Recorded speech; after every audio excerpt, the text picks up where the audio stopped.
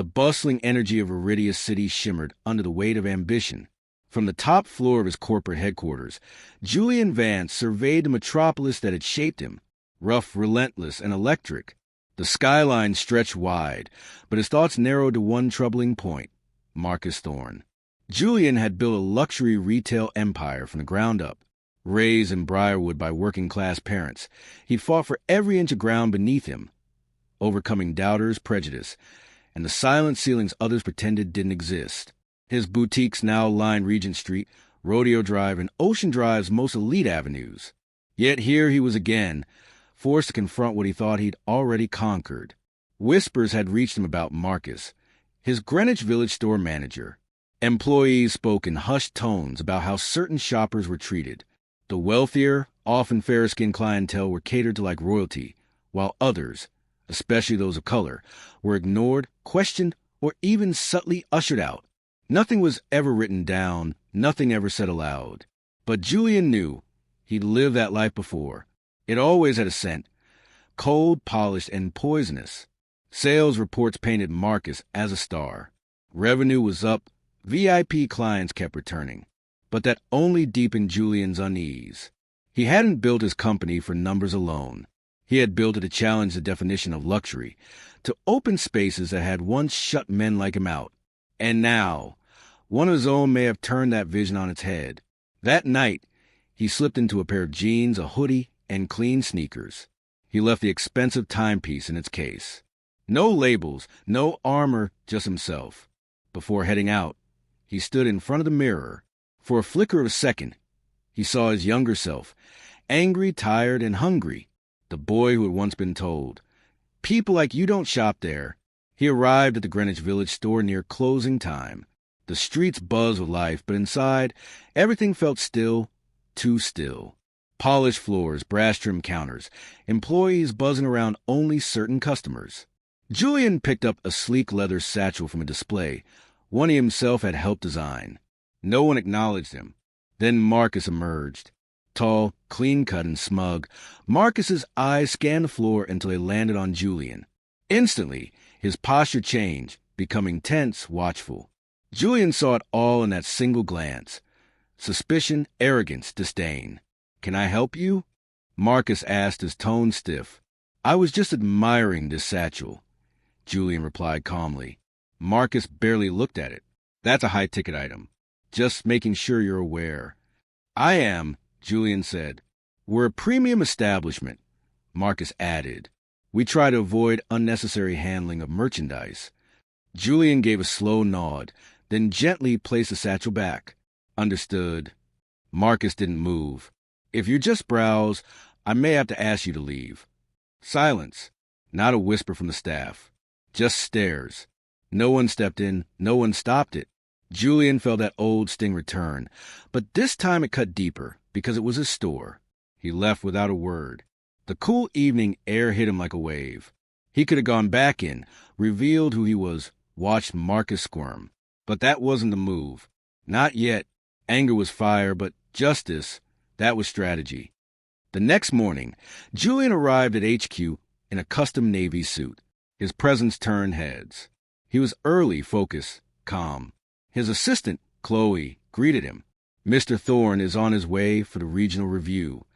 "Good," Julian said. "Let's give him a proper welcome." Minutes later, Marcus entered the boardroom, all smiles and swagger, until he saw Julian at the head of the table.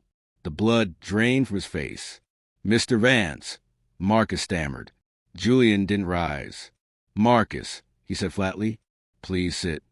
The room was still. Executives exchanged glances. Chloe quietly closed the door. "I visited your store last night," Julian began, folding his hands. Unannounced. Marcus's throat visibly tightened. "You didn't recognize me," Julian said. "But I recognize you, sir. If there was any misunderstanding." Marcus began. "There wasn't." The words hung in the air, sharp as glass. "This company was built on the idea that luxury is for everyone," Julian continued. "You don't get to decide who looks like they belong." Marcus looked toward the door. Nowhere to run. "Tell me." Julian leaned in, his voice low. How many other customers have you treated that way? How many others walked out feeling humiliated? Silence. You're not being judged by your sales, Marcus. You're being judged by your values, or lack thereof. The room stayed quiet, all eyes on Marcus. Then Julian rose slowly. You'll have a chance to respond. Marcus opened his mouth to speak, but the door opened first, and in walked a woman Marcus didn't know. But Julian did. Her presence alone shifted the room. She closed the door behind her, her eyes never leaving Marcus. Who is this? Marcus asked, rattled. Julian didn't answer. He only smiled, because the real reckoning had just begun. Julian Vance's shoes echoed softly as he stepped deeper into his Greenwich Village flagship. This time, he wasn't hiding behind a hoodie. He was here as a man who owned every display case, every light bulb, every paycheck in the room. The man whose name sat atop the company's corporate charter. Chloe, he'd said earlier, tell Marcus I'll be visiting the Greenwich Village store this afternoon. I want him and all the staff ready. Marcus Thorne had no idea what storm was about to hit. The store buzzed like a disturbed hive. Associates nervously straightened displays. Marcus strode through the aisles, barking instructions, polishing an image he thought would impress the CEO. But the moment Julian stepped inside, power shifted. Those same employees who ignored him yesterday were now tripping over themselves to greet him. And Marcus's confident mask? It faltered the second he saw Julian in a custom-tailored navy suit. Mr. Vance. Marcus smiled wide, extending his hand. We've been expecting you. Julian took it. I wanted to see the store up close. I visited yesterday, actually. Oh, I wasn't aware, Marcus said quickly. No, I imagine you weren't. Julian's eyes stayed fixed on him. I came in as a customer. I picked up a leather satchel. You approached me. Do you remember? There was a long pause. Then recognition hit Marcus, like a freight train. His face paled. I didn't know it was you, he stammered. That's the issue, Julian replied. You don't need to know who someone is to treat them with respect. The words sank into the silence. Associates nearby had frozen in place. Julian's voice wasn't loud, but it cut like a scalpel. Calm, controlled, devastating. I built this brand to be inclusive, Julian continued. Luxury doesn't mean exclusion. But what I saw yesterday was discrimination wrapped in a smile. You judged me by my clothes, by my skin. You assumed I didn't belong. Marcus's voice cracked. We've had issues. We have to be cautious. Cautious? Julian echoed. Is that what you call profiling your own customers? Marcus's jaw moved but formed no words. His career, his pride, it all unraveled. I should fire you on the spot, Julian said coldly. But I won't. Not yet. Marcus blinked, confused. Sir, you're staying until the end of the month, Julian said. You'll greet every customer yourself. No assumptions, no attitude. You treat each person like they walked in here wearing a crown. And if you slip once, just once, you're gone. The staff watched, stunned. Marcus nodded shakily.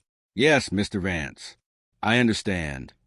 Julian turned toward the back where his longtime regional director, Eleanor Hayes, waited. You handle that well, she said quietly. I didn't do it for a performance, he muttered. It's just exhausting. Even now, after everything I built, I still get treated like I don't belong in my own house. Eleanor nodded. But you reminded everyone who built this house. And why? Julian looked around. Marcus was now speaking politely to an elderly woman of color who had just entered. His posture was stiff, his words rehearsed. It wasn't sincerity, it was survival. We're launching company-wide training, Julian said. Bias, equity, everything. I want every employee to understand what this company stands for. I'll get on it today, Eleanor said. Julian exhaled a long, weary breath. And Marcus, she smirked. One wrong move and he's gone. They both knew it wasn't just about Marcus. It was about a culture, a message. Julian didn't just want to catch bad behavior. He wanted to change the rules of the game. That evening, Julian stood once more at his penthouse window, Viridia City glowing below. He wasn't angry anymore. He was determined.